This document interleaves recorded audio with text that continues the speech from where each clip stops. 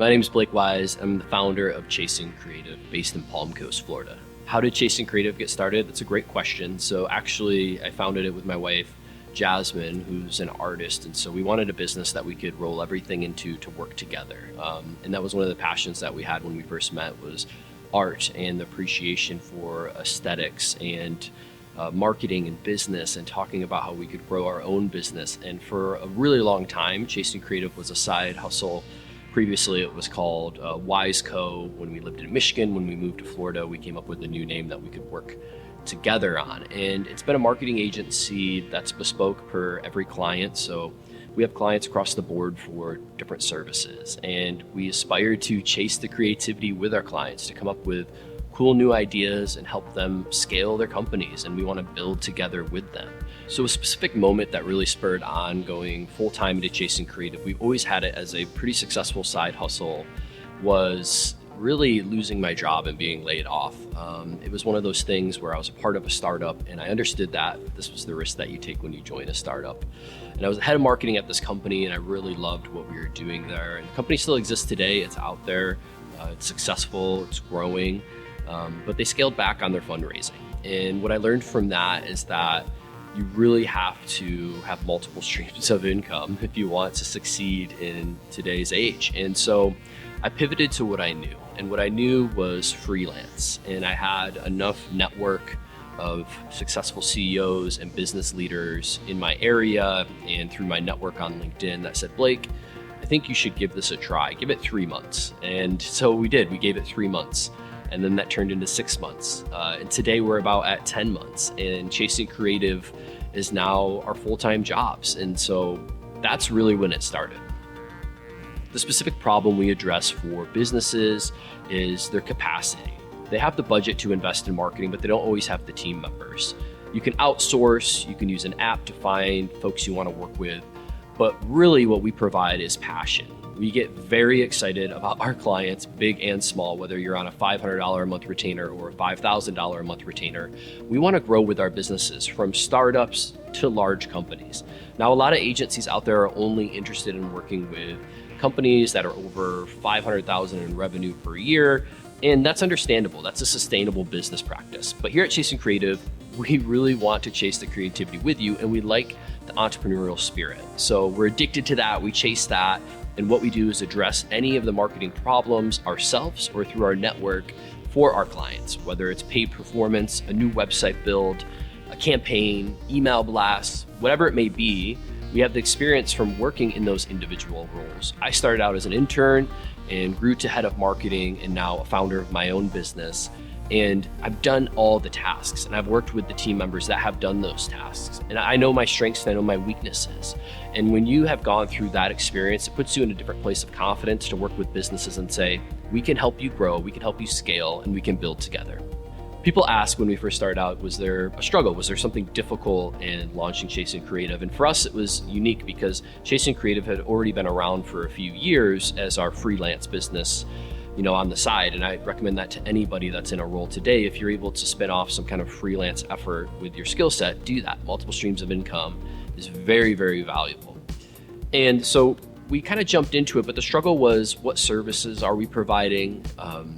What clients do we want to go after and work with? And for what we've built so far, it's been very organic, and our services really span what a full service agency would do with just a handful of people working on projects. And I don't see it changing that much from there. We work with tons of clients. I mean, this month we're probably up to 15 different businesses, some being other agencies that we provide user-generated content for, video, photography, and our referral base is really what's leading that. And I thought we work with mostly B2B businesses, but we're growing. We're growing in a sense of working with D2C because of my background in analytics in the Shopify space, and then also our knack and our love for photography, consumer packaging, and D2C branding.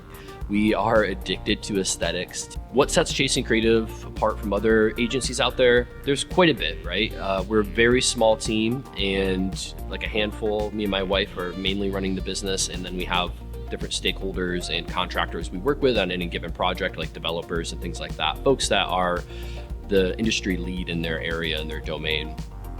The thing that I think separates us is that we're willing to find solutions outside of what is just a typical service or scope. And what I mean by that is when you meet with a business and you start chatting with them and they say, we want email marketing.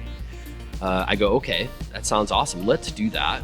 But then also, how can we support and supplement that email marketing with other tech stack tools or AI or features or campaigns that then support the lift that we're trying to have there?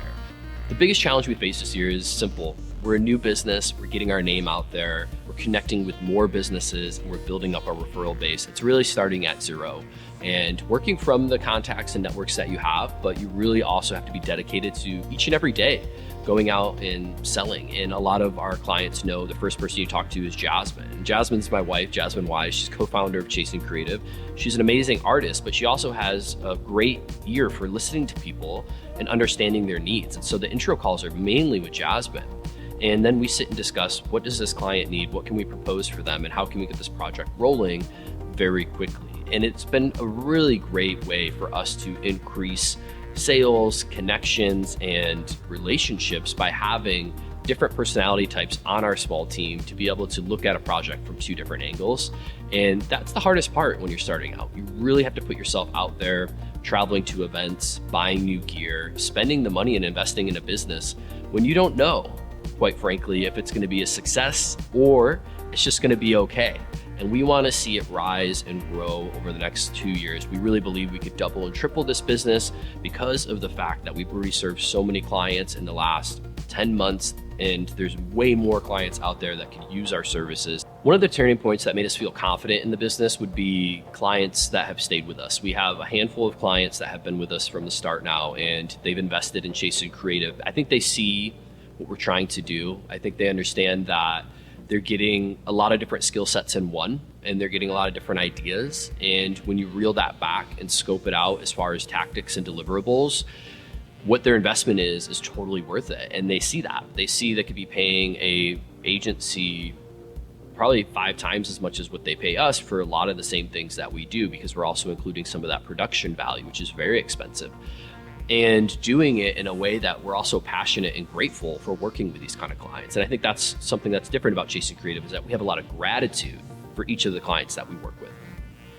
Looking back, one of the things I would have done is create more SOPs and standard pricings around Chasing Creative services. It's just been so much easier. I've also invested a lot of time in our website and having more landing pages and service explanations that share about what we do. That was a good decision, because now our customers have a place that we can point them to learn about what we do. Because when they look at us online, we do a lot of different things, because we're also personally content creators.